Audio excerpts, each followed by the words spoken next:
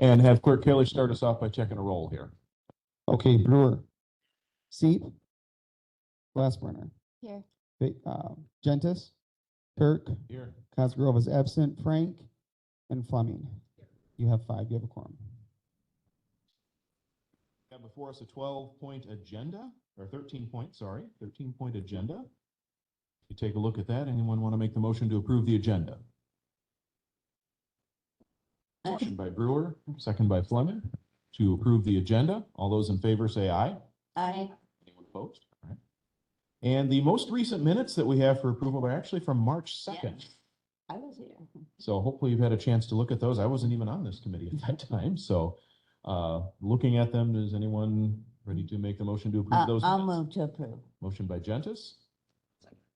And second by Fleming to approve the March 2nd, 2023 minutes. All those in favor say aye. Aye. Aye. Opposed? And just like that, we're on item number 6 already. We have a provision for public comment. Is there any member of the public here that wishes to address this committee?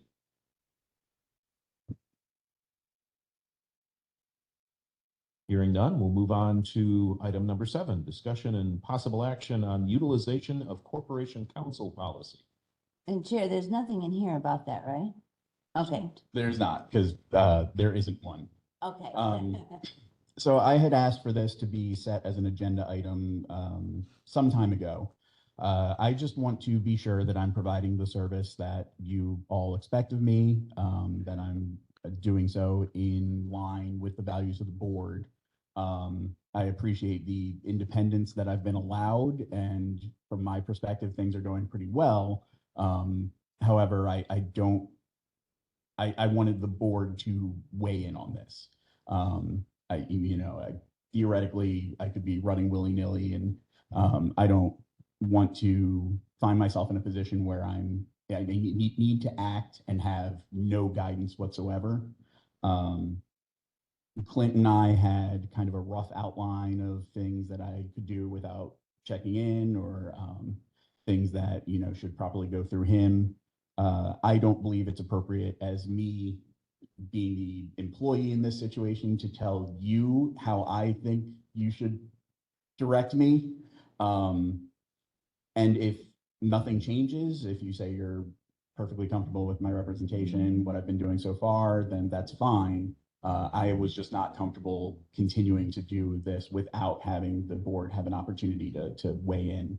And I guess just any concerns that may have been raised, any issues, and then this is just an opportunity to make sure that again, there is a cost to my services, which I try to be mindful of all the time. I believe that in my experience, department heads and employees have been mindful of as well.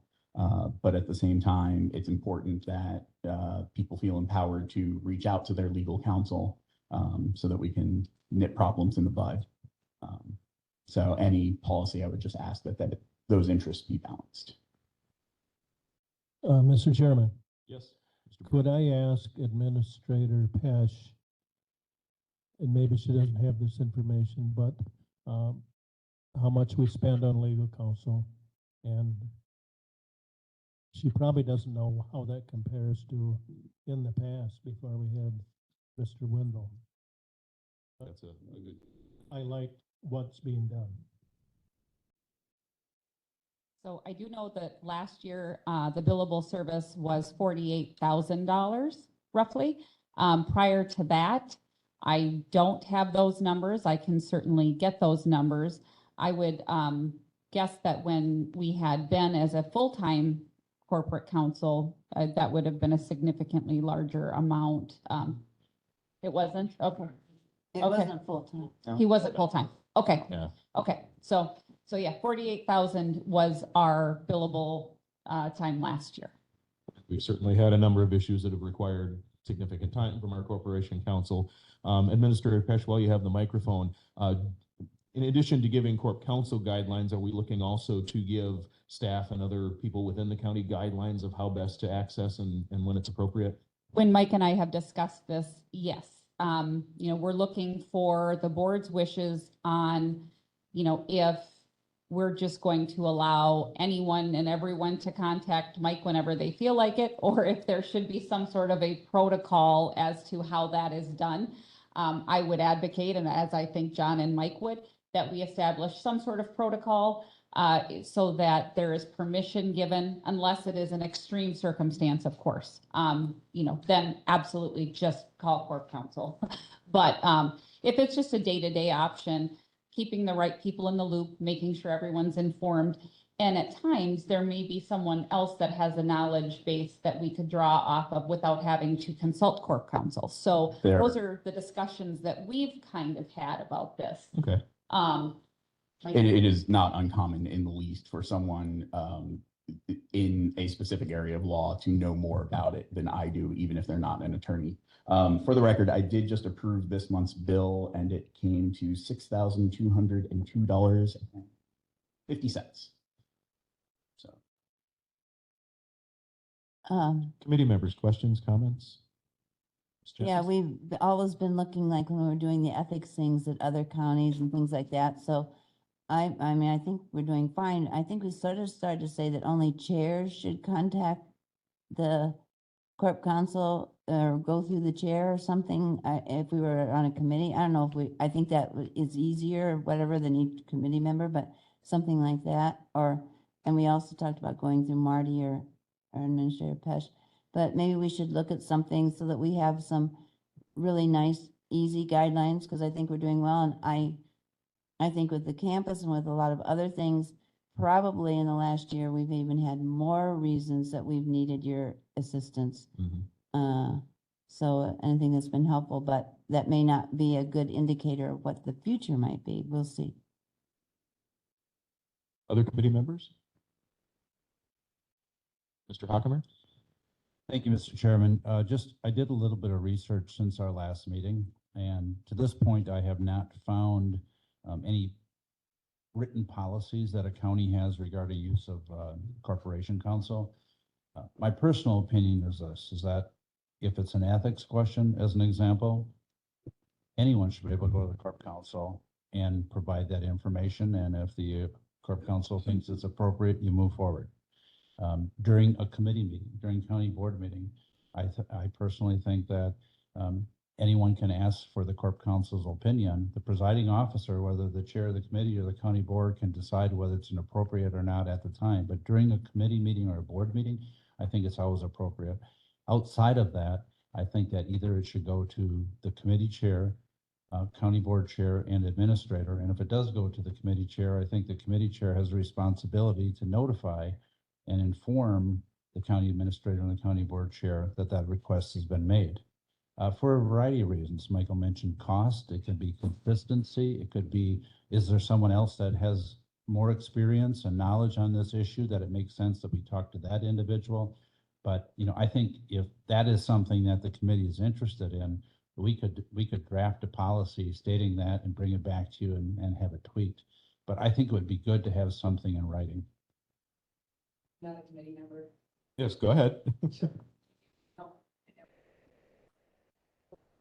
Money scary around me. Okay, so I just wanted to jump in on this. We've got 3 lawyers here in the county. Mike and I work really well together. If we come down to a policy, I would at least like the opportunity for me to talk to him directly rather than going up through of course, letting all the ranks know, but often we have things where who's enforcing this, right? There's a whole bunch of stuff in the ordinances which are incorrect as to who should be enforcing what. So we have to work in concert with that. So when we get to this is the only reason I'm here, Mike, if it's easier to do this than send you an email. And it costs less to the county, right, for me to be here. So I would like the board to be mindful of, we have to talk fairly regularly about some different things that come up, legal matters that come up. And when we are starting to talk about money, and the money being paid to counsel, that if you look at he's getting paid more than in years past, that's okay, because my assistant DA, Amy, got everything pushed off on her by prior Corp Counsel, who was getting a lot of money. from this county and then was unavailable on I know he was really good with county board members. He was really good about being responsive with county board members, I think much less so with other individuals. Amy is not getting more money for more work, and she got tons of stuff foisted off on her, because she's assistant corp counsel and assistant district attorney. I didn't really love that. She was being utilized essentially for free. She doesn't make very much money per hour. In fact, she makes less than the Supreme Court rule by a lot, by like $75 an hour less than the Supreme Court rule.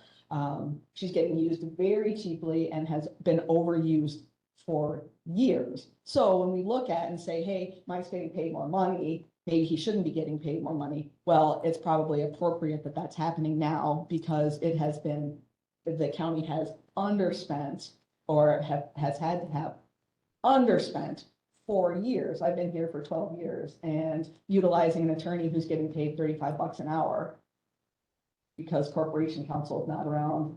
Unfair, not right. She only gets 8 hours a week and coming in our vacations, doing this, that, the other thing, working overtime, all that kind of stuff, because things were getting foisted off on her that should have been done by corporation counsel. So it's not going to be an apples to apples comparison when we work out the appropriate delineation of who is doing what. So, Mr. Hockman? I'm so glad you're here because no when I one was says that ever. when I was making my comments, and I just want to clarify this. So when I was making my comments, I was thinking more of the elected officials being on the county board, not necessarily department heads. And you're in a very unique situation. So in no way, in my opinion, in no way should we ever be not allowing you to do the job that you need to do. So, you know, I think it's one policy for elected officials. I know you're also elected, but for county board supervisors and how they do it, it's another one for staff. And again, you're in a very unique situation, but I'm glad you're here so that I can clarify that. Thank you. And I think 48,000 in billable is a bargain. I'm relieved to know that I don't have to approve District Attorney Harper's conversations with our counsel. Anybody else have input on this issue?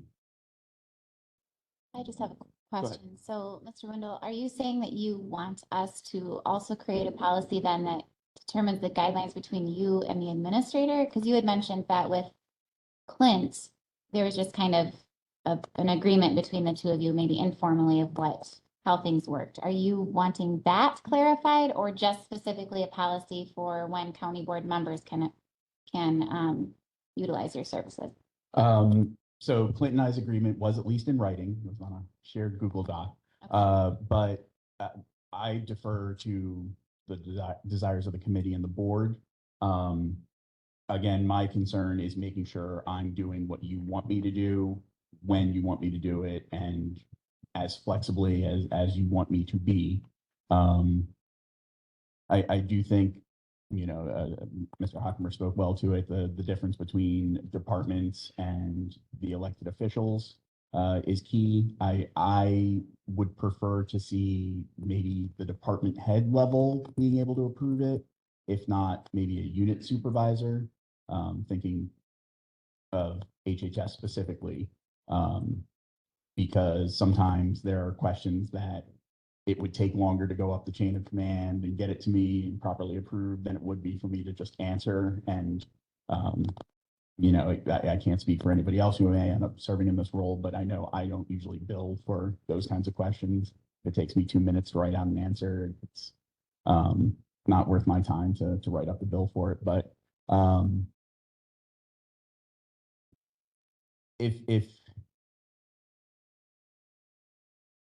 if the board wishes to provide me some guidance, I am receptive to whatever is on offer. I'm well aware that I serve at the pleasure of the board, and I simply wanted to have this discussion to make sure that it was on the board's mind, the committee's mind, and just make sure that I'm doing a good job. And Administrator Pesh, have you seen that document? Are you wanting something more formal? I haven't seen the document and I'm comfortable at this point. I don't know how you could regulate the interaction between Right. court counsel and the administrator, because from day to day, there are sometimes I'm talking to Mike multiple times a day, and there are times where I don't have to talk to Mike for a week. Just depending on what's transpiring in the county on a daily basis. So, I have not seen the document, but I think Mike and I work pretty well together already as far as, you know, touching base with one another on things that I know he needs to be involved in, or I'll even email him. Do you think you need to be involved at this level? And he'll say, no, or yeah, probably a good idea. And, you know, we consult Derek as well in a lot of those instances. So I think it really, if there is a policy to be set, I do think that it would be for, you know, department head level interaction, what requires, you know, to loop in the board chair and the county administrator.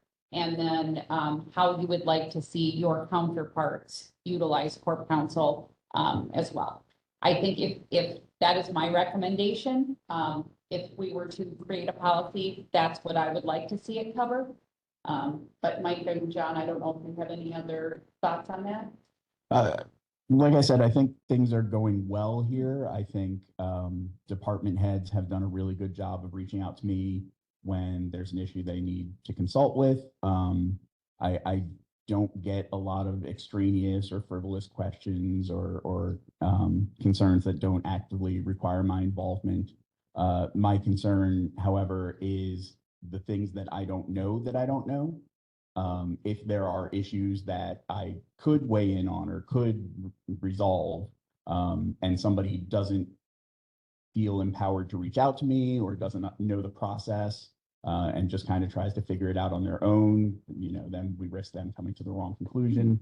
And so I think there are certain people who will, if there is a policy in place, feel more empowered because they can simply follow that policy. And then at least they know, you know, I'm not just wasting his time. I've gone through the proper procedure. This has been approved, and you know, now I can do my job better. Chairman Terry. Okay.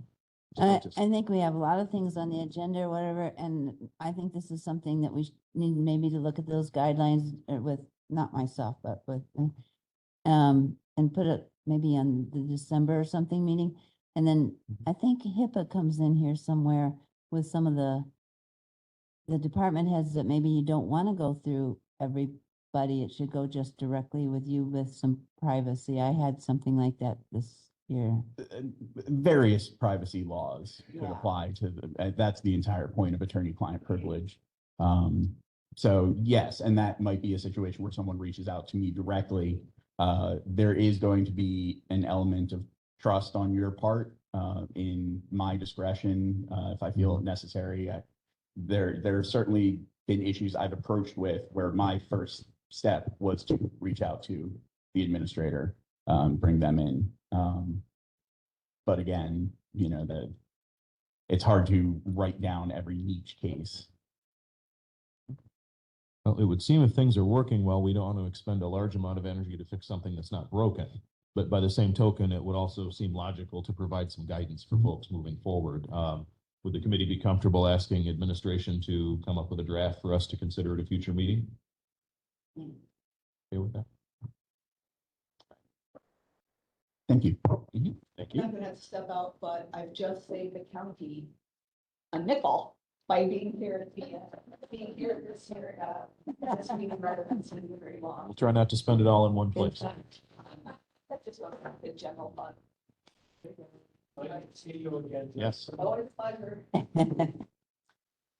All right. Next up on the agenda, item number 8, discussion and possible action on county board rules review. Start with administration on this. So John and I were in a webinar not that long ago put on by the Wisconsin Counties Association regarding board rules and how they should be handled and how they should be treated and whether or not they should be in ordinance and all of those things. And as we started looking at some of the items contained in our county board rules, some of them are not legal. Some of them are just questions that we have, if the board still wishes to have those items in the policy. And so we wanted to have a discussion on how you all feel about the board rules and some changes that potentially are going to be required to be made based on information that we've discovered. So. Okay. All right. Members of the committee, what are your feelings on this issue? I can certainly start. The last time we did a big review on this, I was actually chair of the rules committee. And it was challenging because the rules did not exist in a soft copy format. Our corp counsel at that time was not a computer user. And so we had photocopied and retyped and crossed out and finally got it to a Microsoft Word document, which was a huge lift at that time, and then proceeded to do some editing. Even after our previous administrator had cleaned up some things and organized some things, it seems to me that, yeah, there's still a long way to go. And so I would fully support us taking the time. And at the time we did that last review, we did it over several months in what then was the Rules and Resolutions Committee, and met together and went through it and tried to group things logically because rules were scattered all over the document as people thought of them. And so, looking at the prospect of getting recommendations from you all to direct us and then spending time considering those modifications makes sense to me. Other committee members, Linda. I think we should, just like what we did with the ethics, we take a certain portion of it at every meeting. Since it was done rather quickly and because we reorganized everything, I think we should let the rest of the county board members know we're going to deal with that section, because there's some people who have, I don't know, I've just heard, maybe they are now more comfortable, but at the time the changes were very difficult for some people, so that we let them know what we're going to review. And then they could give their opinion to you or whatever. So I think we should do it methodically. Okay. And then with the new rules that. Yeah, obviously, if there's something illegal, we need to fix it. Yeah. Mr. Brewer. Mr. Chair, previous chair of this committee, Sean Murphy Lopez, served as his own staff. Produced reams of documents for us to review. And I'm not sure you want to do that. Probably not, no. So I would ask then, do we have staff that can do that? And at that time, we did not.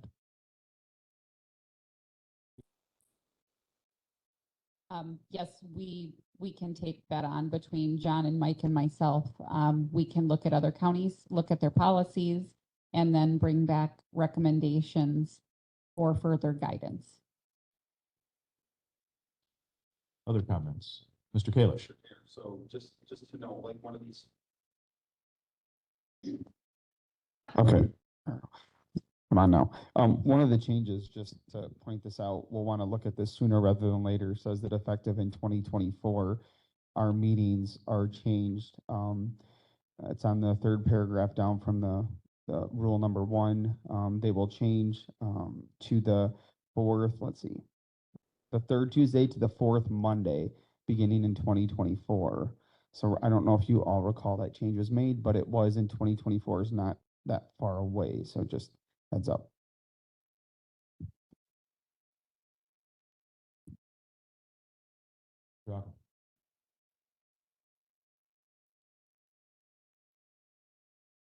So a number talked about in terms of us had conversations about, okay, you had a significant organizational change as a county. So we would like to ask the questions. How is this working since the change has been made? What's been working good? What has not been working so well? That can help us with board rules. It can help us out with strategic planning and everything else. So this is I see it as a big picture overlook. I think it makes most sense. And when I worked at WCA and my former colleague, Mike Blaska, we always recommended that in January on even numbered years, when you have the elections, that is a good time for the full board to take a look at your rules so that you have the existing board who's been around. It's not new members on the board yet. Take a look, review, make your changes during the month of January. And then when the new board comes in, there's nothing to prohibit them from making additional changes, but you're the ones that are really the most knowledgeable at the time. So, however we move forward on this, I think that our plan should be, if not in January, at least in February, that the board would take final action on this. Makes sense. Yes, thank you. I totally agree with that. Interesting that this is written on here. My memory of that vote was that it was supposed to take place starting with the new board in April so that new people coming on would know the meeting night. I didn't realize we were starting in January, but because we didn't want to change the rule for the current, because people had jobs and applied to be on the board because of that.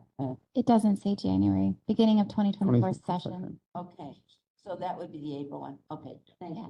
you. Sorry. So I have a question, I guess, kind of for Administrator and Assistant Hokumer.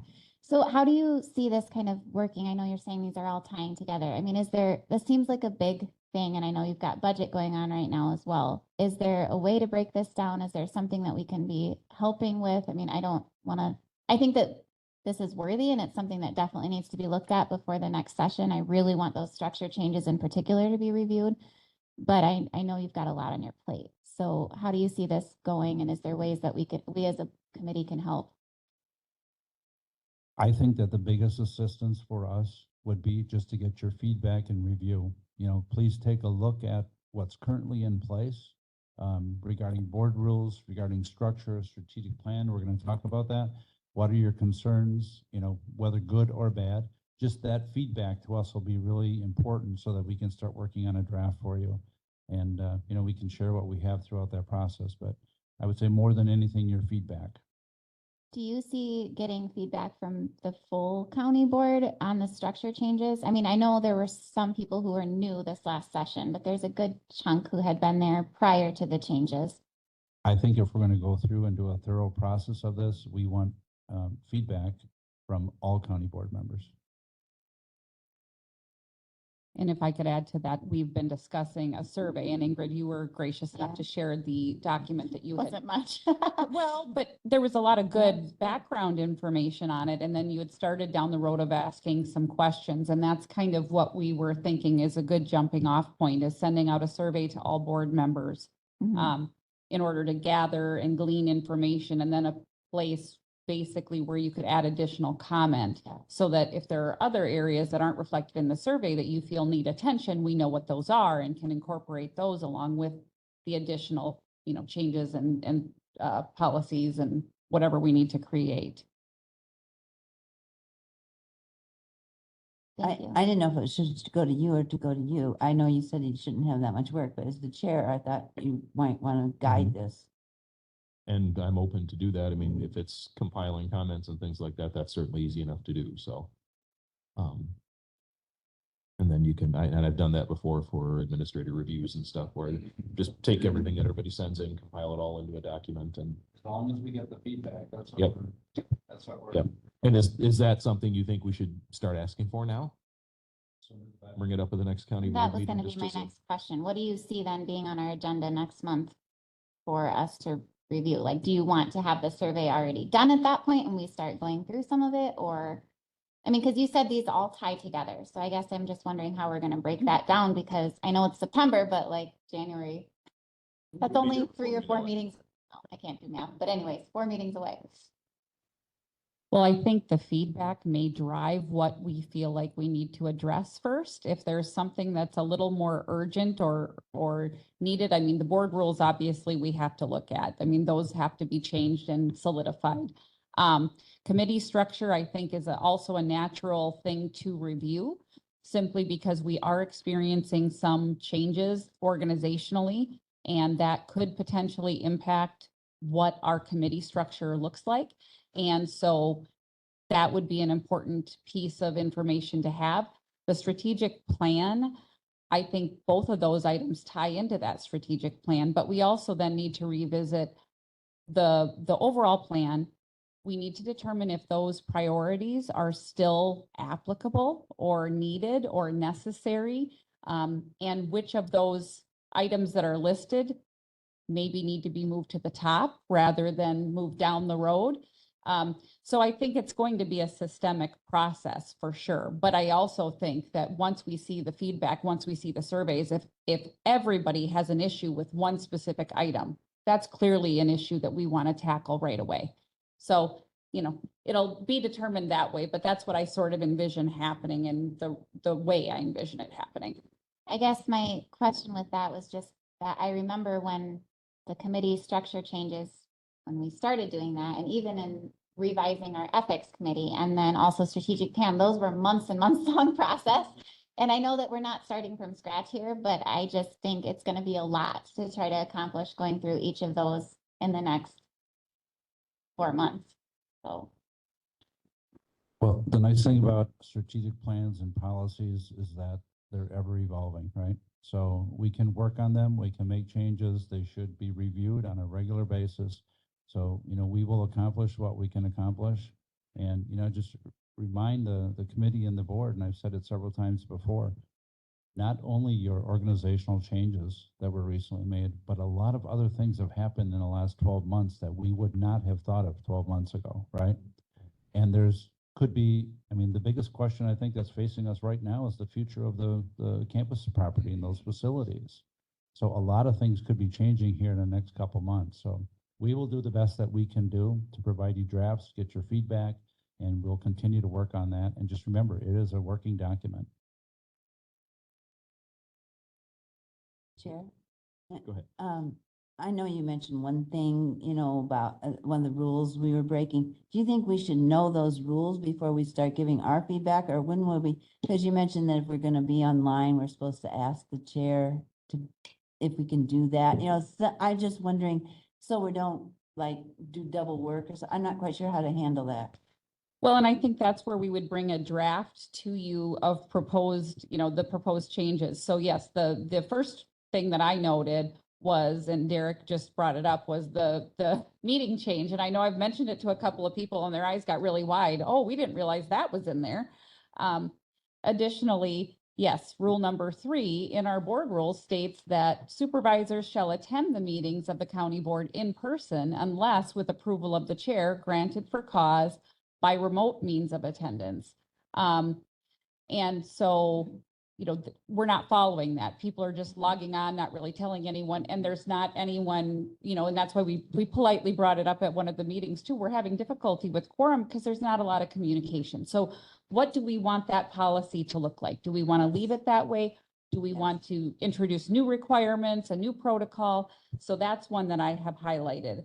Another rule, rule number 6, that the Pine Valley and Child Support Standing Committee shall be elected by a majority of those present by secret and formal ballot. That is not a legal use of a secret and formal ballot. John found that, we discussed it with Mike, we've done the research on it, and that's actually not an appropriate use under the law. So we have to change that piece. I also think that in the next paragraph, it says in the event of a prolonged unexcused absence. Well, I think we need to define what are we considering a prolonged unexcused absence. So there are things like that we need to just go through. And I think that's what the initial draft that we would present to you, we would go through and highlight those things and offer suggestions that we think would be more appropriate. And if there are additions to this policy that we find in other board rules, we would offer those as suggestions to you as well. And then that way you all could look at them and offer your feedback and give us guidance on how you want them to look overall. There are still multiple legacy impacts in this set of rules from years and years ago. We had members at one time who insisted that you couldn't fully participate in a meeting unless you were sitting at the table. And obviously the pandemic changed that dramatically. And you know, some people who held those sentiments now attend meetings virtually. So it has changed. Mr. Chair. Yes. I wish DA Harper was still here because she could speak to this more eloquently than I could. But one omission that I see is enforcement. All of the enforcement mechanisms essentially fall to either the voters, which is appropriate, or to the county board chair. And you can only take so many enforcement actions as one person before, you know, we see how Caesar went. So there are in statute, some methods of enforcement, fines for dereliction of duty, that sort of thing. And so those are certainly worth consideration. If it's set in a defined policy, then it's not the county board chair taking this action. You are in violation of this policy, and it puts the onus on the violator, and I think can help improve behaviors. And then the other thing to just keep in mind is at the end of the day, these are the rules by which the board governs itself. We will do what we can to put your wishes into the appropriate words, make sure it's all legal and everything. But at the end of the day, we cannot tell you how you want to operate. And so it's an important duty, and I appreciate you all taking this on. Thank you. Yes, and there have been various impacts on the rules over the years from different voices speaking to them. And as you can see, when we're left to our own devices to come up with our own rules, yeah, maybe it's not always legal. Okay, so we need to resort that out. But yeah, it would seem that if we start asking for input from board members as soon as the next board meeting, and they could send that to me, to the administrator, whoever we want to have them send it to, I'm not fussy about that, but to start gathering that at the same time, Attorney Wendell administration can be working for your recommendations in parallel. And then as that input comes to the committee, we can start looking at it.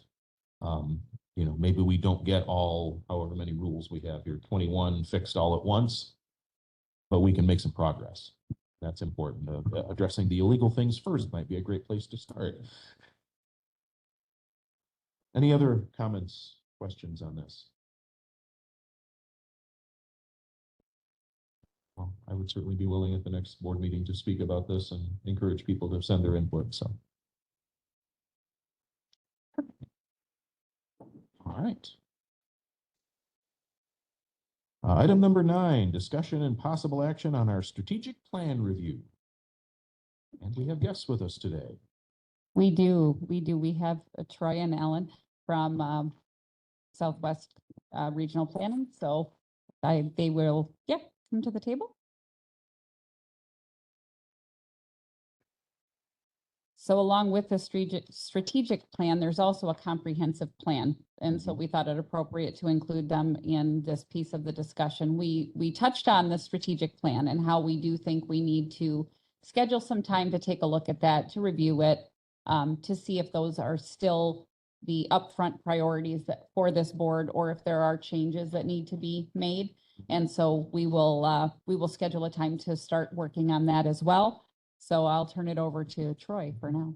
If you can't get that mic working, the next one over there closer to Derek is on, and I can see the green light on it, so it's working. In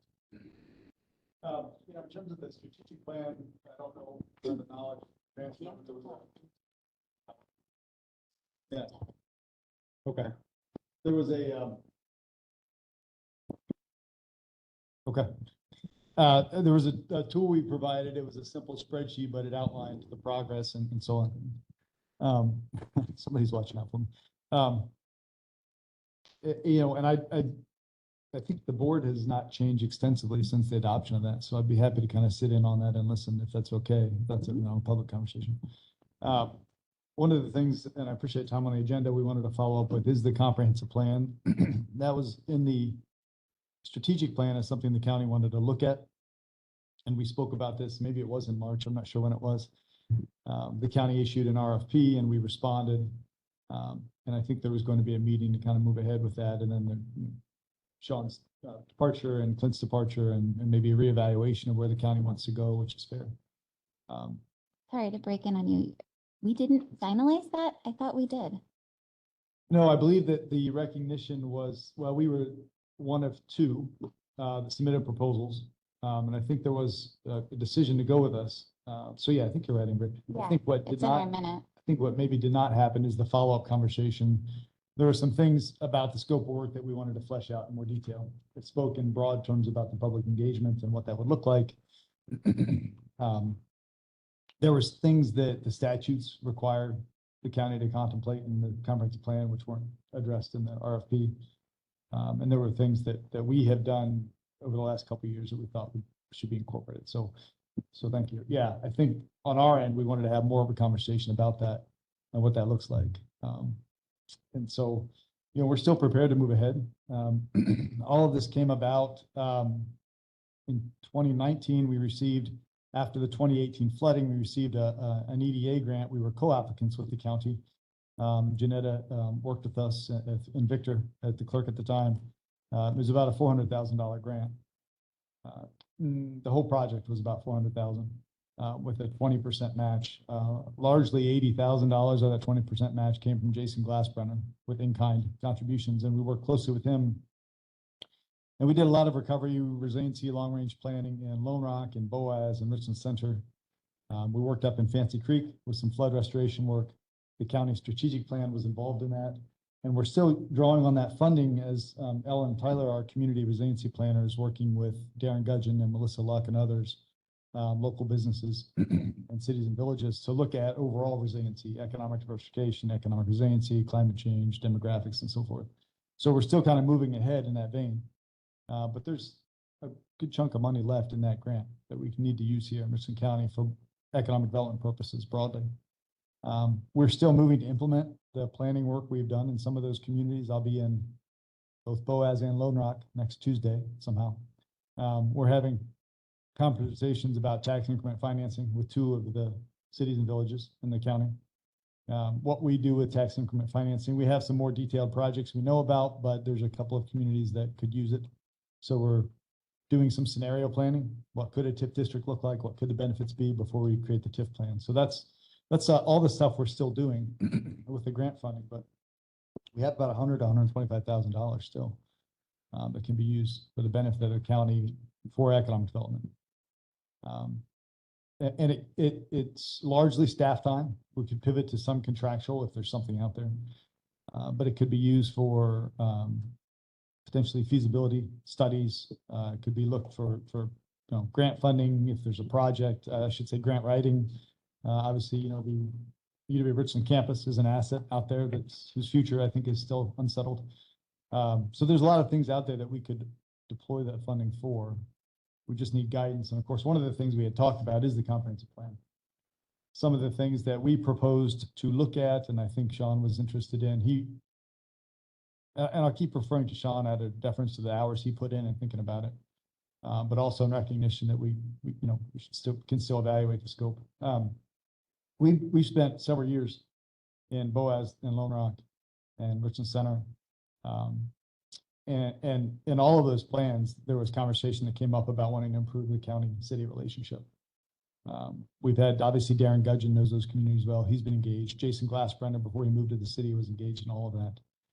So there's great opportunity there, I think, to look systematically at that work. I think that the work that Ellen is leading around resiliency around the county is really important to integrate into this. But we would need some greater clarity on what does really the county now want to do. I don't want to create a plan for a plan. Wisconsin statutes require you to update your plan every 10 years, and it's probably been 20. They don't tell you what an update is. So you could quite literally open the book, read through your goals, redline them, and have a public hearing. And that would be a legal update. I say this with the corp counsel in front of me, but I've heard that from other corp counsels, so feel free to correct me. That said, you can also blow the doors off the thing and just reevaluate what the future means to you and go deeper into that, which we did in Lone Rock and Richland Center and Boaz, for instance. We've explored Cazenovia. There's been some change in leadership up there, which I think maybe is an opportunity for us to revisit up in Cazenovia. Frankly, with use his name, Jeff, is a wonderful leader up there, thinking about the future in different ways. So again, when I say that the money needs to be used in the county, it's county with a small c, not necessarily at the county government level, but you are co-applicants on the grant. So, and we've talked about comprehensive planning. So I suppose that's where we want to be with you all and see where you want to go. Mr. Chair. Yes, go ahead. So when I'm refreshing with the minutes again, it does look like, so we had voted to go with your RF or your bid, but it says Chair Murphy Lopez requested a response on the extension from Southwest Regional Planning prior to sending to County Board for approval. So we never did send it then to County Board because we were looking at whether you were getting that grant extension. And so is that what you're speaking of? Yeah, we did get the extension. Okay. Yep, through March of next year. It was a no-cost extension, which we potentially could extend again. Okay. And that was sent to email to Clinton Shaw. So perhaps. Okay, I think it might have died in email. So Yeah. I think that we need to review or go back and look at that bid that was sent again too, and the scope that was in there, and get that sent back to county board because we never did actually officially declare that. That would make sense. Any other, with the intervening timeline there, are there any other issues we should consider as we look at that from either Attorney Wendell or administration? I would add now, if I may, sorry, Chair. Yes, go ahead. You've engaged Gary and Katrina Becker, who are doing, I'm sure, great work. I know their reputation, and I met with them as well. And so whatever they deliver is something that we ought to consider. Is there something that they see that we've missed? Certainly the possibility that we could help move that forward or incorporate that. So whatever the timeline would be, just to state the obvious, I think incorporating that is really critical. I know that having those outside eyes coming in to help us can be valuable. I can remember at a planning meeting a few years ago, somebody very wise said, you know, you need to have a plan B for that campus property. You, Joy, told us that. So That came up a lot during strategic planning too, I think. Mr. Hockenberg, yes. I just wanted to update the committee. So the intent from Gary and Katrina Becker is that they will make a presentation to the county board this month. Okay. On what the feedback has been. So we look forward to seeing that. So you're more than welcome to attend or watch. I'm in Lafayette County that day, but I believe Misty Mulzoff, our local government service specialist, who's actually working with Jason and Ashley now today at the city. I think I'm going to see if she can come up and visit. At least listen to them. Okay, very good. Mr. Chair, I Yes, guess, go ahead. do you want then at a meeting for us to review those things, or are we good to send this forward to, I mean, because it had been pending this grant extension, to send it forward to county board. Part of the problem was the timeline that we had put in the RFP, you know, wanting to try to get this done within the next year. So I don't know if that's something that as a committee you wanted to look at again, or. It would seem we should take some formal action to pass it on to the county board. If there are details we need to work out between us and Southwest Regional Planning as far as scope and things like that, you know, we can certainly work on that. But if we want to get the agreement moving so we can utilize the funding in their services, then it would seem that we would need to take an official action to move it on. I don't know if that's within the scope of our present agenda item.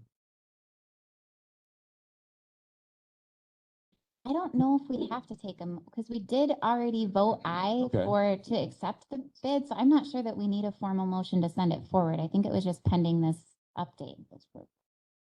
Yeah, that's what I thought. It was just the extension as well. Okay. All right. So maybe we just need to get it moving then. Think So differently. I think you've now received confirmation of that extension that triggers the already voted upon Okay. motion. So So we need to move it county forward board at to this. the board. Okay. So we can do that certainly. And then, you know, there were obviously a lot of discussions with Sean about what it was going to be, but now we need to get the rest of the committee and myself up to speed on, you know, what our thinking is, and how this meshes with strategic planning. And Administrator Pesh, do you have thoughts on that? Do you have expectations that we should be considering here? Well, I think I need to probably have a conversation with Troy about how we do this whole entire process, because he was assisting with the strategic plan as well. So I think that will be important in reevaluating that and identifying what priorities are there that will then roll into the comprehensive plan and what we want that to look like long-term. So I think those are very relevant to one another. So I think that's what we're going to need to do, and that's where we'll need to start. You guys comfortable with that? Yeah. Is this going to, just for clarity's sake, is it sort of a working meeting to finalize scope, or is there another committee meeting, or how do you envision that? What do you need from me in the short term, and when do I need to be present? And of course you can drop me a line, but I want to know if I have marching orders leaving here today. Go ahead. Well, I would think that you and I and John would probably need to meet and review what was in the RFP, talk about that. You can give us some history that way so we can understand all of it. And then we can look at the strategic plan, talk about what we envision or what the original vision was, and then we would bring back to this committee recommendations based on those discussions, would be my thoughts. Yeah, I think that's great. The funding source does have some flexibility. You know, it is an Economic Development Administration award, so it's generally tied to economic development. The grant proposal was heavily informed by your county needs, as in Darren Gudgeon's work following the 2018 flooding. The main premise is that our local governments are having staffing and funding issues to respond to floods. That's overtime, it's liquidity issues to pay overtime, it's volunteer based to respond. And so we can really get into the personnel aspects, not just creating TIP districts. We can get into the personnel aspects of responding and preparing, which is all the stuff we've spoke of and you all talk about formally and informally, resources and capacity. And so I think we have room to think creative because of the nature of the funding sources tied to flood recovery and capacity. We could be as creative as we need to within that framework. So I'm happy to think creatively with you. Excellent. Mr. Chairman, Yes, Mr. Brewer. I would like to understand myself before I confront the board. What the heck is the difference between you know, our overall plan and then the comprehensive plan? And there's got to be a difference. Are I you mean, referring to between the incorporates- strategic plan and the comprehensive Yeah, plan? The yeah. comprehensive plan is that giant binder that's like 500 pages. I don't remember how many pages. I had prepared a presentation, like an overview of it, a PowerPoint. So I Right. could send that to you if you want to, No, because you're don't not do going to that. want to like Please don't do that. the whole thing before the next meeting. Please, no, don't do that. So I mean, I have an overview PowerPoint of it, but it's a. you So can describe it could better. one say that the comprehensive plan extracts key elements from the strategic plan? It and was maybe- created before that. Well, I know that, but Yeah. every 10 years, right? Well, the strategic plan is a more short term for 3 to 5 A, years. and a it's- local pundit, newspaper man told me, oh yeah, the comprehensive plan. You do it every 10 years and stick it up on the, Exactly. and it gathers dust, and then 10 years later. Not exactly as the author. It was being facetious, but yes. That was kind of our point of wanting it updated, was that it would be actually more usable and So the board education and the various, both kinds of plans might be in order before we have a full board acting on some stuff. So that's a good sentiment. Or I could say the previous meeting where I said, if you give me a plaque, I'll use it to level my dining room table. And I could use the comprehensive plan. Strategic plan might level your table. The plan's gonna throw it out. I'll use that to level the other side. So let's make it usable. describe it in a better nutshell than I. My elevator pitch, of course, is that we don't want to make paper. The strategic plan, how we do it, do the work, is for you as an organization to understand why you do your work, set priorities and actions to move forward as an organization.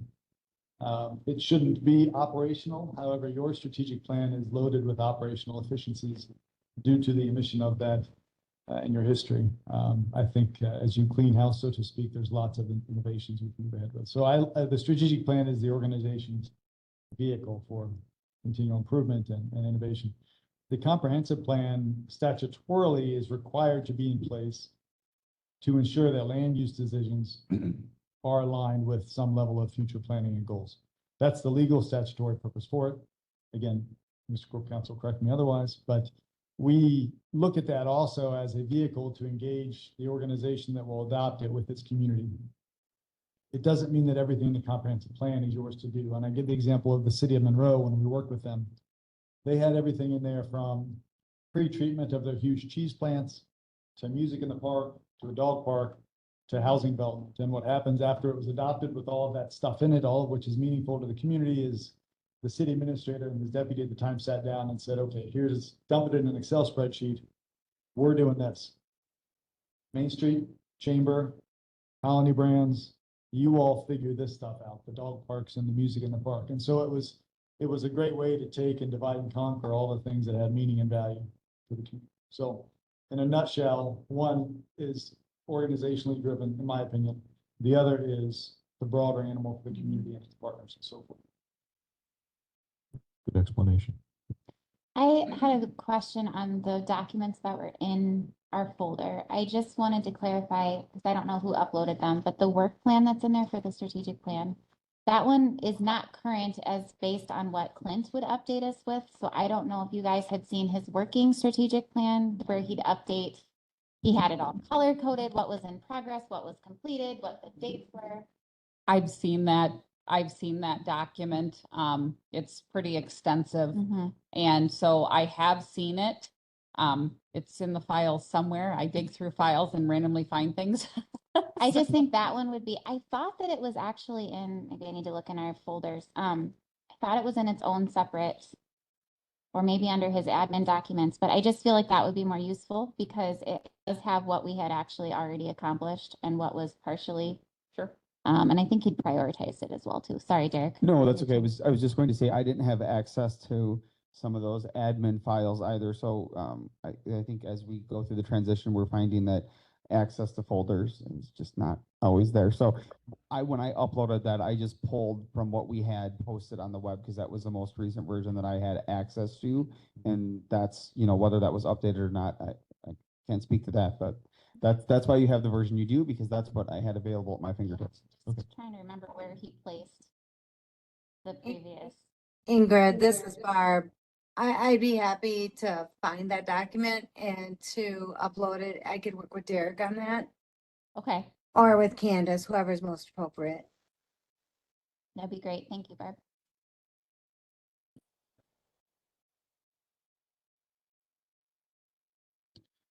I would just add that Derek mentioned the access issue and that, access to certain files is an issue. But I know when I was doing my initial search, there are multiple versions of that plan. So we need to find the right one. So we'll take another look at that again, but there are multiple versions. And I think may have been the last meeting that we had. I think that I presented from a file there, so we can go back and look too. But it was definitely a color-coded one. Yeah, and in one of the last meetings before Clint left, he had updated us, which probably would have been one of his, and I think he'd uploaded the strategic plan, work plan in there. So I think that would be probably one of the most current. Okay, I can look for that one. Mr. Chair, Yes. if you look in the January folder, it actually isn't in the color coded one. It says work plan with 23 priorities. I think what you're looking at. And that is color coded. Perfect.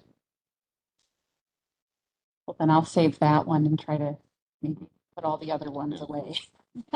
And maybe there is a more current one than that in his file. So Exactly, which is Well, where that's more current. this is one we could look at Right. today if there was a question, but Right. Barb probably has. So I don't know if this is helpful for Barb or for you, but in our rules and strategic planning, the main folder in our iPad, we also have a folder listed reference materials, which is I think where we were going to be putting the most current documents from the comprehensive plan and the strategic plan in there. But when I'm looking at it now, it only has the comprehensive plan. It doesn't have the strategic plan in there. Okay, So- but that is helpful because then I can utilize that as we develop It's on the documents. We can dump them in there too, so that we know where you all will be looking. Very good. Right. Well, we have some strategies for moving forward here. Any other discussion we need to have on this issue this time? One question, Mr. Yes. Chair. Would it be appropriate then, or would you suggest having Troy come in and do a little bit of education for the board prior to moving forward with the comprehensive plan question? Seeing as Marty was kind of wondering what's the difference between the strategic plan and the comprehensive plan. It's just a suggestion. I think Troy or somebody, whether it's Ingrid sharing some explanation from what she had or whatever it might be. Read through that thing again, but But even just to give Troy's elevator pitch that he shared with us, easier to digest. to educate the board on why this is something we need to move forward with. If you're talking the full county board, I think a nutshell is better. The Yeah. one that I had prepared was specifically for this committee Okay. and when we were going to be going through the comprehensive plan and updating it. So it was rather than making everyone read every single page. Okay, so we'll just play back Troy's clip from this meeting and give that to the board.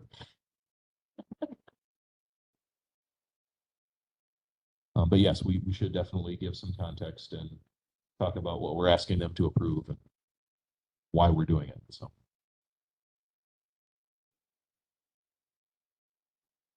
If they'd like more detailed information, they can always join us for meetings, so. Thank you. All right, anything else on the strategic plan review item? And we'll move on to number 10, discussion and possible action on the ethics policy review. Thank you, folks, for coming.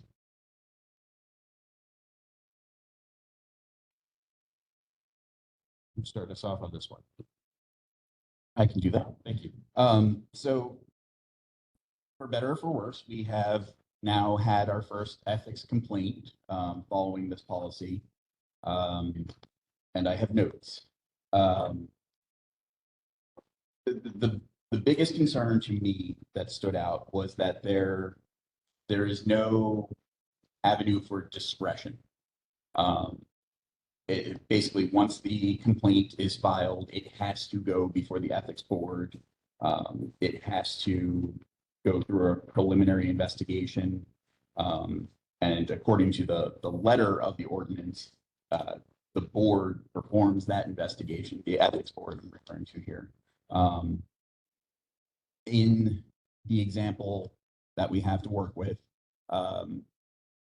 none of that needed to happen because the complaint was on its face, not an ethics violation. And so if there were even a provision allowing for, based on the results of the preliminary investigation, the ethics board may dismiss the complaint for lack of ground, refer the complaint to the district attorney or other appropriate authority, et cetera, et cetera. Some of the other concerns that I have heard are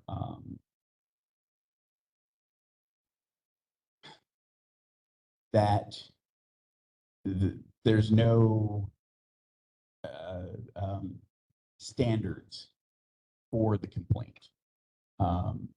Basically, anyone could file any kind of complaint against someone, and it would become a full public document and record, and would need consideration by this committee. And I certainly don't want to gatekeep ethics. I want anyone within the county who has a concern about the ethics of a county official to feel that they are empowered to bring that complaint forward. But at the same time, there's no real protection right now against frivolous complaints or complaints that aren't relevant to the ethics ordinance. And there's really no off-ramp in the process. Okay. So it would seem that if we're looking at this, we want to find a place where we can apply that discretion or create the off-ramp that you just said, where, there has to be some foundation to it and something for the board to decide to move on to, and again, ethics board to decide to move forward or dismiss. And also in your packet, Mr. Hockemer found the Manitowoc County's ethics procedure. One of the things that I really, really liked that really stood out to me there is that the complainant has to allege a specific violation of the ethics ordinance. So there are the general provisions of the ethics ordinance. Somebody who's making a complaint has to say, this is a violation of that specific provision.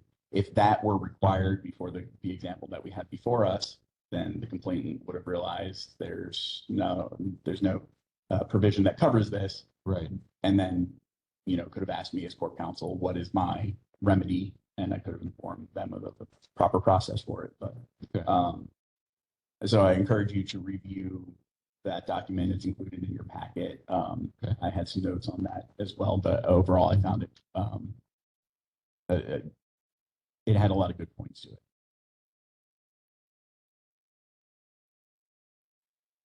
It says ethics policy review on our agenda item. Is this a policy? Is it an ordinance? Is it both? Is it? It is an ordinance. It's also a code, and there's duties that are ostensibly assigned to the ethics board, but nothing in the things that the ethics board is supposed to do is actually defined as a duty in the document. Like I said, I have notes. So I do think it is worth further consideration. Reiterating what Mr. Hockmer said earlier today, though, that I think this ties in with the rules of the board discussion very heavily.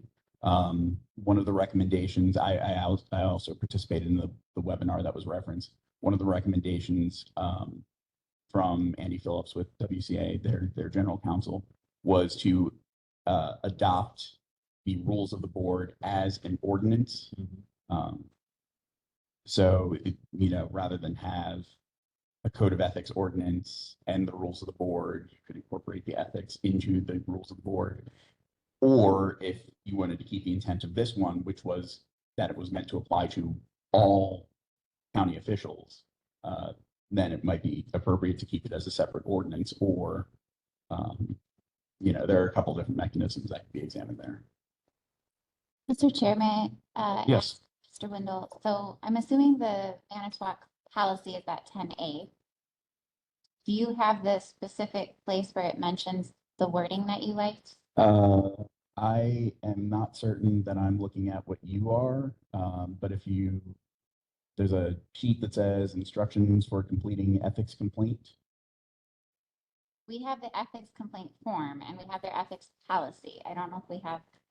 If you scroll down, it's the second page of the ethics complaint form. It's the appendix A. Okay. And then alleged violation. And then if you look back up at the actual form itself, it lays out there's just checkboxes for which ones. And then if you go back up to the policy, it lays out what each of those are definitively. But you'd have to compare the acts that you're alleging are a violation to those standards. And I think that would guide some people to find a different remedy. Yes, go ahead. And if I could, and as I was doing some research and looking, I really like this form because, in a situation that recently happened here during a public meeting, there were comments made. And, if that type of situation happened again in the future, the presiding officer could say, we have a form, it's required you fill out this form. Those discussions wouldn't happen in a public setting until such a time as a written complaint came forward. So there's a lot of things in here that I really like. Thank you. Other input from committee members? I also like that it emphasizes to have supporting documents or dates to support your allegations. I know that we were attempting to not prohibit anyone from, putting forward a complaint if they felt like something was, I'm trying to remember in that discussion, why we had specifically not gotten very specific because we were afraid there would be instances where, I don't remember, like maybe they couldn't find, where they couldn't get supporting documents. So if we were only going to allow it if they actually had supporting documents, then that might prohibit. But in retrospect, I feel like we were maybe didn't have enough guidelines. Well, in the example that we have before us, that allegation referred to emails that were sent. Those are not necessarily something that the complainant would have ready access to, but the complaint gets filed, an investigation occurred, and we, as the investigators, were able to get that supporting documentation, which immediately revealed no wrongdoing. So I emphasizing without requiring supporting documentation or evidence, I think is the appropriate balance there. And you mentioned off-ramping. So say if we have this sort of form and say that incident happened again, where you do the preliminary investigation to find these supporting documents, there's nothing to support it, then does it just stop at that point? It doesn't even go to the ethics board? Would that be a possibility? Off the top of my head, the mechanism that I would feel most comfortable with is Corp counsel and or members of the body do that preliminary investigation and then possibly issue a written opinion as to similar to what I did last time. This is what my investigation found. It's not appropriate to take action for this reason. This is the appropriate action to address the concerns that would have been raised. And then that could either be brought before the board, and the recommendation would be either I recommend this be dismissed without any further action, or I recommend that the board authorize me or someone to investigate the matter further. But that isn't necessarily available to me at this point. It just says it goes to the board. I don't know Yes, if Ms. this is Judges, go ahead. quite appropriate right now, but because we just had a little discussion in the hallway about this too. I have to look back because we went through these ethics things about social media. And I think maybe we should review that a little bit more, because I think that is, and I think I never brought this up, but I think it was text messages and not emails that people were referring to. And I think the whole thing is just very murky and not very professional. And I don't know quite how we have documentation. I don't really like all this stuff, but we need to sort of figure that out a little better. The board members should be aware that if they're texting regarding county business, that text message then becomes a public record, regardless of if it's on a private phone or using a private phone number. And The same would be true of a private email or a social media messaging account. Yep. And looking through the ethics ordinance as it currently stands, under social media, it says refer to social media policy. Okay, refer to it, and then what? Does it, Right. are you saying that it applies here? Because that's not clearly stated, or, Yeah, I think we need, because this is really a big part of our. and life now. there's a significant difference between regulating the speech of an employee on county time and attempting to regulate the speech of a public official, which I just, rule of thumb, don't try that. You guys are elected to be the voices of your constituency, and it's just not a good idea.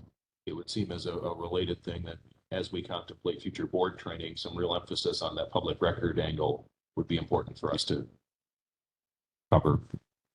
I know we've talked about it in the past, but apparently we need to be beaten about the head and shoulders with it, so. So I just want to say too, I like the verification, the signing but I'm wondering, so the last sentence, it is unlawful to file a false complaint or to file a complaint for the purpose of harassment. How is that determined or enforced? I mean, it doesn't make that very clear, or what the consequences of said action is either, which is also something that, I mean, again, having gone through this, I don't want to be like biased, but I also think that we should have some sort of, I just don't think that it's, I think that we need to be able to address if a complaint is being filed for those purposes, or just not being substantiated and it winds up creating a large hassle for someone that it wasn't even. It's just, there wasn't any like, okay, well then, you're taking up time of the ethics board of our corp council for the purpose of your agenda, which is not, an actual violation.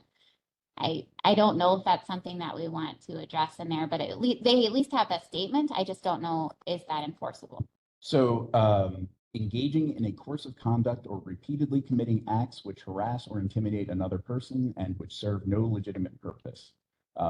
Using a word in the definition of the word aside, that is the statutory definition of harassment, assuming that the striking, shoving, kicking definition doesn't apply here. So that would be enforceable if, a citizen, I can think of some examples of people who may just be filing complaint after complaint after complaint, simply because the process is available to them. And I think that would be another place where the discretion would fall on either the ethics board as a whole or the board council, as part of that written opinion, you could say, look, this is the 5th complaint filed by this complainant. There's no new information. It is clear at this time that these complaints are being filed for the purpose of harassment. I didn't see an enforcement provision for that in that policy, but you know, it would be left to the board's discretion. Perhaps there's some kind of monetary penalty if it's found that the complaint was filed for the purpose of harassment. If it constitutes harassment, that could be a legal action separate, couldn't it? Yes, that, I mean, that could also be something that the individual who's being complained about could pursue private relief for. So another question, in the brief description of conduct alleged to violate the ethics code, the paragraphs that we were looking at, the last sentence of the first paragraph, it says, if any allegation in the complaint is not based on your own direct knowledge, you must identify and provide the basis for any allegation that is made upon information and belief. So again, I guess I'm wondering, say you get a complaint where it is not based on their own information, you know, it's secondhand or whatever. Do you then, if they don't have information, do you then discard it? If they're just saying, you know, I think that this happened, or I believe this happened, or I know this happened, but there's no basis of that, then what happens there? So this is going to be case by case dependent. If someone comes forward and says, oh, I heard from a friend of a friend of a friend that this may have happened, I'm probably just going to recommend dismissal for lack of grounds. If somebody says, this person at this address told me at this specific time that these specific events happened and showed me documentary evidence, that warrants me following up with that other individual. That would be part of the investigation before issuing that written opinion. If the other individual says none of that ever happened, dismiss for lack of grounds. But if they then show me the same evidence and there is that concern, then I would, you know, alert the board to that and then recommend moving forward with further investigation. So there's not a blanket answer there. This is where, again, not to beat the discretion dead horse, but discretion comes into play.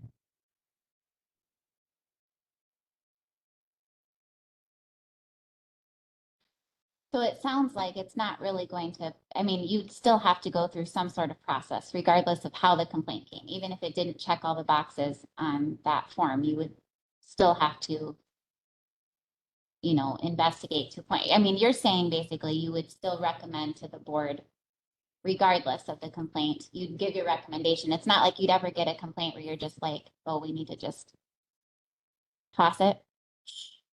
So the board could empower me or itself to do that. I am trying to balance the facilitation of legitimate complaints Right. with the ability to weed out frivolous or harassing complaints. And I thinking as a citizen rather than as corp counsel, to have an unelected bureaucrat be the sole determinant as to whether or not True. my ethics complaint goes anywhere just does not strike me as a you know, good thing in a democratic government. So I think both as corp counsel and as a citizen, I would want the at least the ethics board to have oversight of the decisions. But in terms of the, you know, recommendation, because it's entirely possible that someone on the board knows something that I didn't and that didn't come up in the investigation. You know, I bring this forward, the board's like, oh, I heard this too, and here I was provided this document. And that wouldn't happen if I were just like, oh, I don't have the grounds, let me toss it. Yeah, I agree. So how are we wanting, I mean, are you, I guess, is the recommendation that we work on our wording here, but you mentioned also looking at some of the various parts of it, like the social media. I mean, do we need to do that whole process too? I mean, is there anything that we can accomplish today, I guess, is what I'm wondering. It would seem what we could accomplish today is set direction for making changes, and then those changes would come back before us for approval. Okay. What were the ones that you wanted to look at besides, I mean, you said social media, but was there another one? That was your thought. Okay. Well, we've talked about, you know, creating that discretion. We've also talked about perhaps utilizing this kind of form Yep. and giving structure where a specific violation has to be alleged as part of the complaint. Mr. Hockenberg? Yes, I think, and I agree with what you're saying. One of the things I really like about the forum, first of all, I want to make this point. I don't believe anyone in this room here or involved with the county is looking at saying, we don't want any complaints coming forward. If there's a legitimate complaint, we want them to come forward. But we're creating a process by which and putting in writing how the process of how those complaints come forward, using a form. I think that takes away some of the spur of the moment complaints that would come forward, because there is a process. If there is documentation, we want the documentation. There's more of a burden on the person who's bringing the complaint forward. Maybe burden isn't the right word, but it requires more of them rather than a spur of the moment comment saying that this is allegedly what happened. And I think that will resolve a lot of the issues right there. Intent is not to create barriers, but to make sure there's a legitimate starting point for acting on the complaint rather than just somebody coming and saying, this was wrong, you need to look into that. I do want to clarify though, sorry not to drag this on, but you, Mr. Wendell, you said something about, what did you say that? When we were speaking about social media and text messages and things like that, you said there's a difference between, I can't remember how you said it, but like controlling the speech of someone, do you state that? Or if they're an elected official. Regulating the speech of a county employee on county time There we go, versus. yeah. So what does that look like for an elected official? Because I know that this question has come up before, okay, if people are posting on Facebook or if they're, maybe it's sending a text message. Legally, where are the grounds for monitoring that? Monitoring. Or regulating, I guess I should say. So as it comes to an elected official, there aren't any other than the exceptions to the First Amendment freedom of speech that are clearly established. So fighting words, things that create a clear and present danger. But in terms of, deliberate falsehoods, threats that cannot be reasonably construed to be an incitement to immediate violence, those we have no grounds to regulate. A public official has a voice, and really the only ones that they would need to answer to for their expression is their constituents. There is a mechanism by which members of the county board can remove a member. I think it would have to be a really, really high bar for the rest of the board to exercise that level of control over someone that none of them, had any say in whether or not they were the representative. There are provisions for things like censure too, aren't there? But so let me present the contrast. For an employee on county time, we can regulate speech to the extent that we can preclude them from interfering with the proper operation of the county.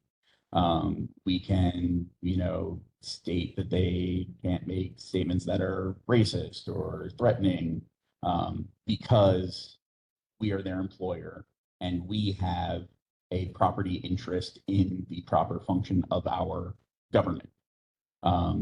As far as an elected official goes, though, their freedom of expression is the function of our government. So we can't regulate that, because if they're making these expressions, they're doing their job. And the only one, again, who can evaluate that job performance is the voters. Mr. Chair? Yes. I just have a question for Mr. Wendell. So what about if it's an elected official, a board member who's making negative comments on, let's say, social media about a department head or a committee member of a committee that they're on? That would fall to the board to regulate. If we as staff could say, look, these comments are hurtful to morale. People are quitting left and right because of things this person are saying. we would bring that to the board's attention, and the board could choose what kind of action it may take against that member. But in terms of saying we have a policy that you can't do that, that would not be enforceable. Yes, go ahead. I have seen where the board creates a code of conduct. And that code of conduct is, basically rules that you all set for each other and can agree to and sign. And that doesn't create any, it gives a little more teeth to the board chair to regulate behavior. And so in that case, if there were a code of conduct designed, and that was one of the rules that you will not post derogatory or inflammatory statements about another board member or county employees or county business or whatever, and they did that, then you as a board could say, but per our code of conduct, which you signed, you were obligated to behave in a certain way, and there are consequences for that behavior. So that's another avenue that is out there that you can utilize to do that. And I recognize that the distinction is fine there, but that is not the county regulating an elected official's speech. That is you as elected officials entering into essentially a joint contract. Anyone can waive certain rights by contract. And so you would be waiving your overall right to freedom of speech and saying, I am willing to limit myself from making these kinds of statements in exchange for service on the county board. So, We can do that? yeah, that's the question. And there So, was a recent if someone- WCA webinar on that too. If someone Probably refuses one of the really to board sign members. it, are they off? I mean, From what I- They can't serve then? From what I recall in the conversation from that webinar, the removal of a board member was rare and drastic. Or unless there were legal concerns or something. They talked about censure, they talked about, kind of coaching, informal coaching by the board chair or whomever. this sort of goes with the US Supreme Court, right? Trying to write their own ethic rules and saying that they don't have, this is really very murky territory, I think. It can be, yeah. But no, you're exactly right. You, as a body in this specific situation, are the only ones with the authority to regulate yourselves. But does that preclude somebody being elected then serving on the board if they don't sign that? Can we legally do that? So you couldn't say, for example, in order to take out the nomination papers and start collecting signatures, you have to preemptively agree to this code of conduct. What you could say is county board nominees should be aware that upon election, they will be asked, frankly, to sign on to the code of conduct. However, understanding that even if you refuse to sign on to the code of conduct, the provisions may still be applied by action of the county board. So, I take out nomination papers. It says you're going to have to sign on to this code of conduct. I get elected, come to me with the code of conduct. I tell you to kick rocks. Okay. The county board still has the authority to censure me, remove me under state statute or under the, we would include that provision here in the ordinance. So something along the lines of regardless of whether or not the county board supervisor has consented to the terms of the code of conduct, the enforcement provided herein may be applied to them by the appropriate action of the county board. So you've given them due notice of the standards of behavior that are expected of them, regardless of whether or not they're willing to commit to that.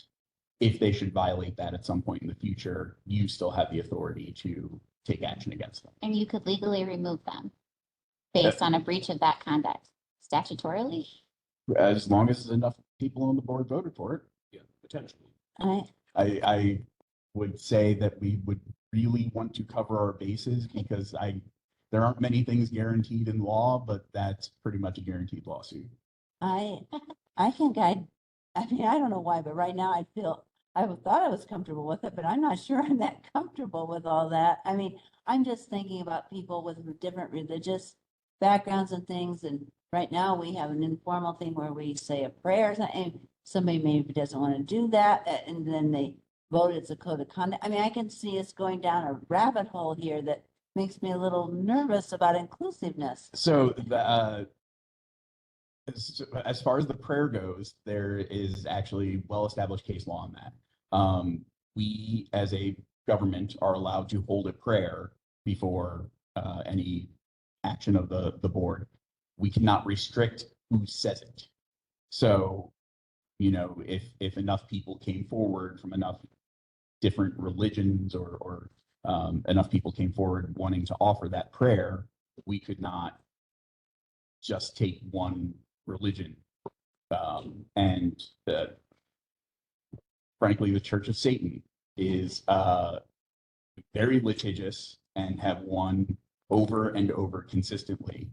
If we allow for one form of religious expression in the context of the county government or in the government context, we have to allow for all. And so there was one case where a government facility wanted to put the 10 Commandments out in front of a county building. And so they established a statue of Baphomet, basically a statue of Satan. And that was upheld as appropriate application of the First Amendment. So, Yeah.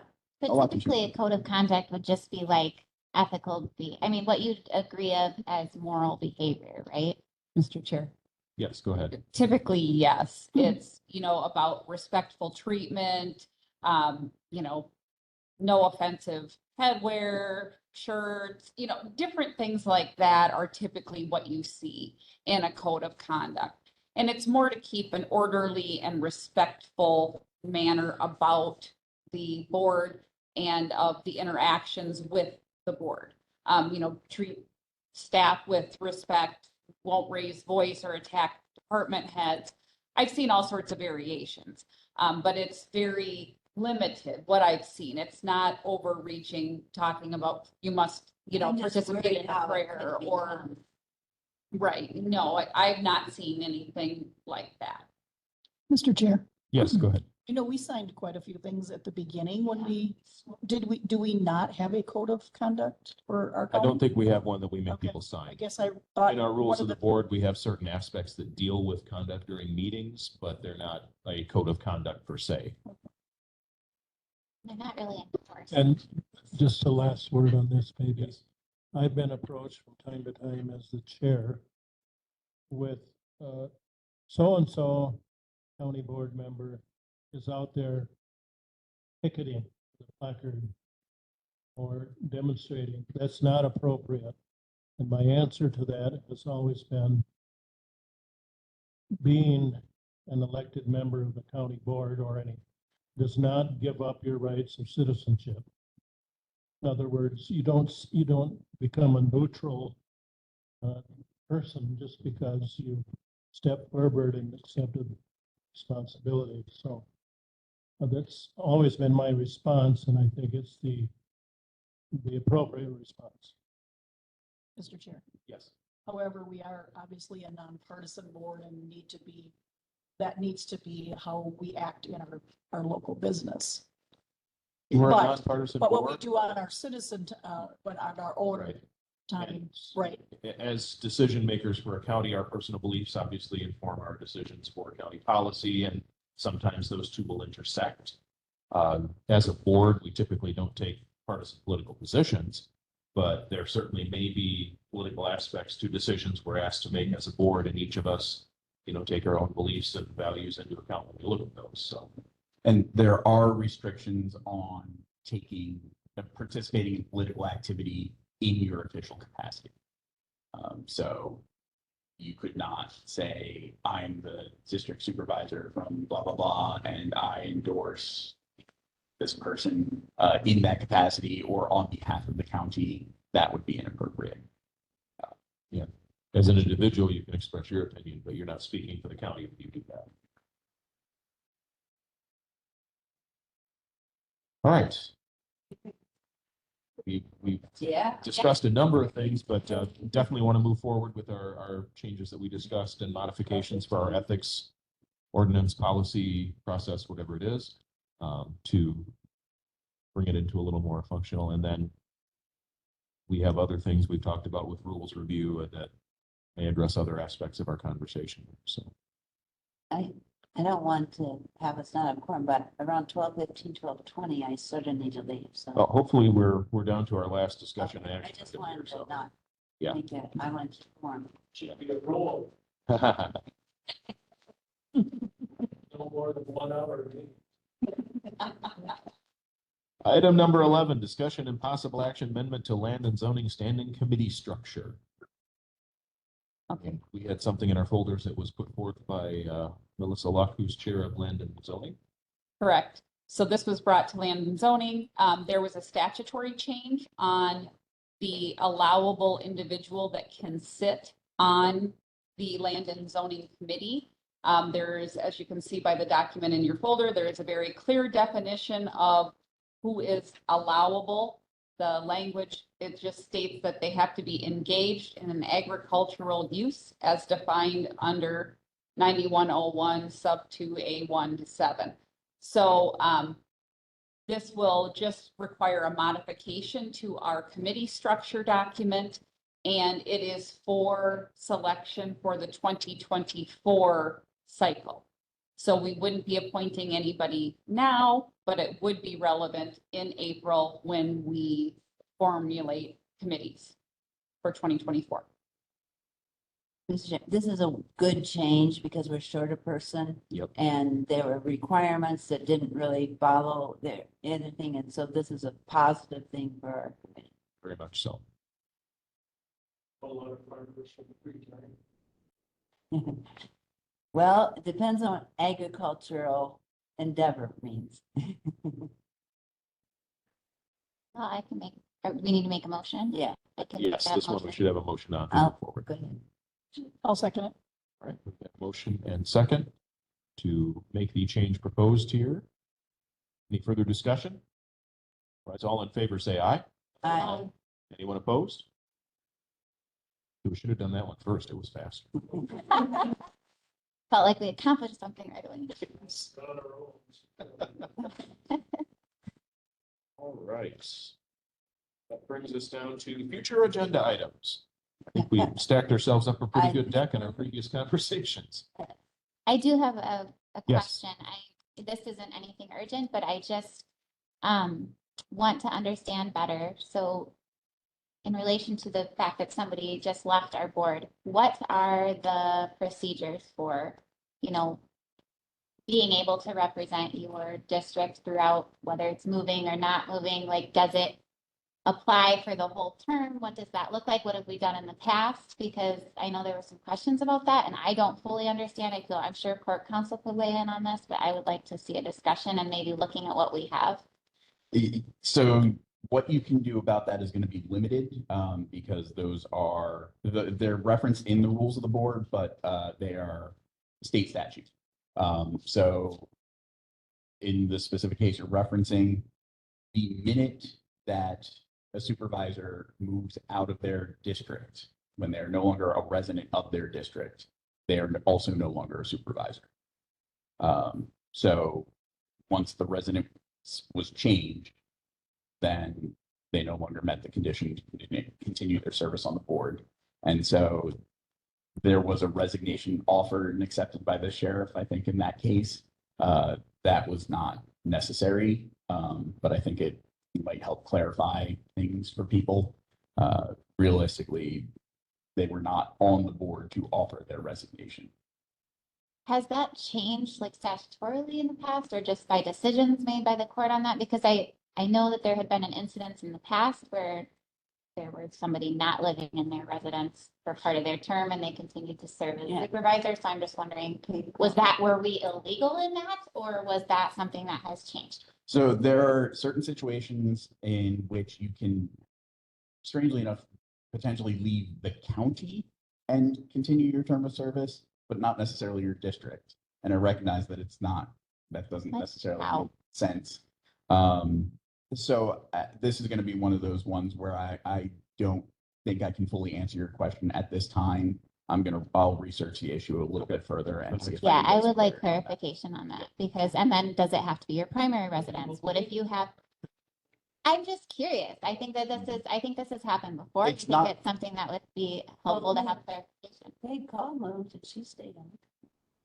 So, and not just in the context of continued service, this arose when we were doing redistricting. There was a Right. question of, a parcel of property laid Yes, at the right. district line, which one does it count for residents? And are you specifically elected then as representative of your district? Or once you are elected, are you considered a county representative? And then therefore you're saying that statutorily, the instant you leave your district, but yet if you leave the county, you're not. So yes, I need more So, clarification. and again, the county thing is referenced in the rules. And so that's why I need to go look at the statute, because this might be a situation where we've added something here that doesn't necessarily conform with Okay. statute. But again, I know we've got a lot on our agenda, so it wouldn't have to be right away. I think It it's, would be good to have that question answered. We're coming up on election time. We may see other changes in the board, so we should all have a clear idea. Mr. Cochran, you have something to add? I was just gonna say that personally, I received a legal opinion when I was serving as mayor of Verona, because we were building a house. So I asked the question to legal counsel was, if I sell my house before the new house is ready for me to move in, Oh, yeah. and what if I can't find an apartment or other place to live within the city limits?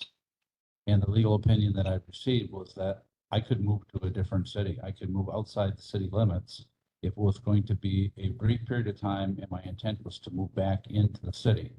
That was allowable. I also asked the question, well, what if I wasn't moving? What if my house burned down or some other natural disaster and I could not find a place to live? And they said, as long as it's a short period of time and the intent is that you're moving back, into the district. In my situation, I was mayor, so I covered the entire city of Verona. It wasn't a specific district. So there are instances like that, but I've heard varying differing opinions from, depending on the attorney you're talking to. So I think it definitely needs more research.